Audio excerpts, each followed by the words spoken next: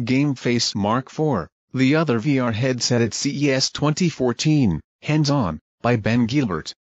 After all the time we've spent with Oculus VR's latest Crystal Cove prototype this week, our first Best of CES award winner. You might think we're all VR'd out. You'd be wrong, and when the folks at GameFace Labs offered us a chance to check out their Android-based, standalone VR headset, we jumped at the chance.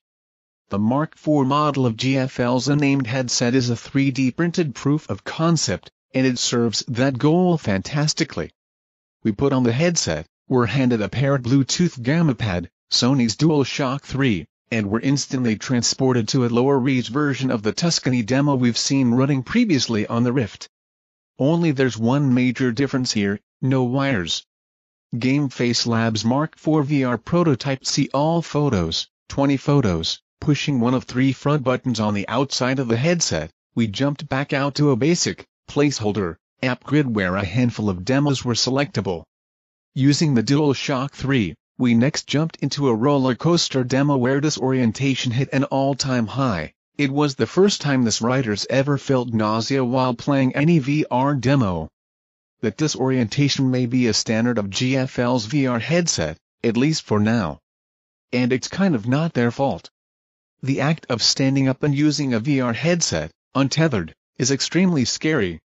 With a VR headset strapped on, there's no way to recenter yourself in reality. After moving around, the only way to figure out where you are, again, in real life, is by removing the headset. By that point, you're feeling really disoriented. Or at least we did. All that said, it's incredible using a VR headset without even one wire running out of it. The model we tried had a Tegra for powering games, meaning stuff like Dead Trigger and the Tuscany demo rarely hitched, or tore, or any other issues we'd expect to see with a low-horsepower device. A 5.2-inch LED panel with 1920x1080 resolution is cradled inside the headset, though a larger size is in the works. The folks at GFL are also planning on building out an Android VR store to support the headset, as playing games on the scale of the Oculus Rift simply isn't possible, which makes sense, given that the Rift is powered by your PC. But that's okay, because for now, operable VR is impressive enough to circumvent graphics complaints.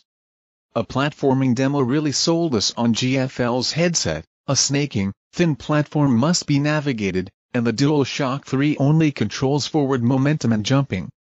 To turn or look, you must physically move your head and body. Oh, and the world is floating in the sky, which is terrifying. That last bit cannot be overemphasized. Despite rough graphical chops, the sense of vertigo was nearly overwhelming. GFL's got big plans for the Mark IV, which includes retail availability by the end of this calendar year as the device goes from prototype to product.